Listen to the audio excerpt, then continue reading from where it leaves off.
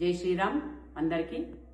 ప్రస్తుతం మన భాగ్యనగర పరిస్థితి, అదేవిధంగా మన తెలంగాణ పరిస్థితి, అందరి హిందువుల పరిస్థితి ప్రస్తుతం ఏమైపోతుంది, ఎవ్వరం కూడా మనము సోయి లేకుండా, అంటే మనకి ఏమైతుంది, ఎవరు వస్తున్నారు, ఏం జరుగుతుంది లేదు, నేను నా ఇల్లు నేను బాగున్నా కాదు.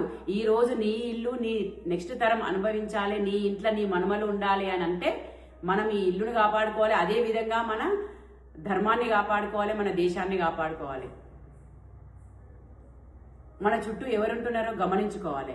ఎస్ఐఆర్ ద్వారా వెస్ట్ బెంగాల్లో దాదాపు 1 కోటి మంది ఏరివేయబడ్డారని వింటున్నాం మనం.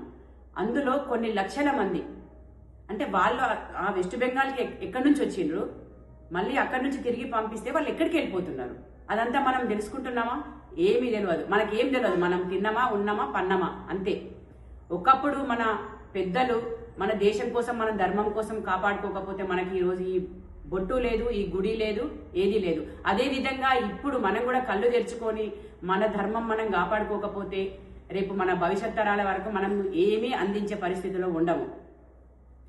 గణేష్ ఉత్సవ సమితి ఆధ్వర్యంలో గణేష్ సేన నిర్వహించే చలో బాలాపూర్ 24వ తారీఖు శనివారం అందరం కూడా ప్రతి ఒక్కరము, అంటే హిందూ, ఇది కుల మతాలకు అతీతంగా, పార్టీలకు అతీతంగా, ఏ పార్టీ గురించి కాదు, ఏ కులం అనేది కాదు, మనందరం హిందువులం.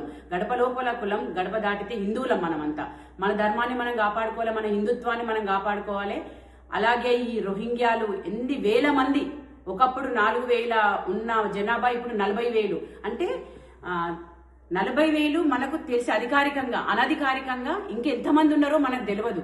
అంటే రేపటి నాడు మన హైదరాబాద్ మేయర్ కూడా ఒక ముస్లిమే అయితే దాన్ని ఆశ్చర్యపోనక్కర్లేదు.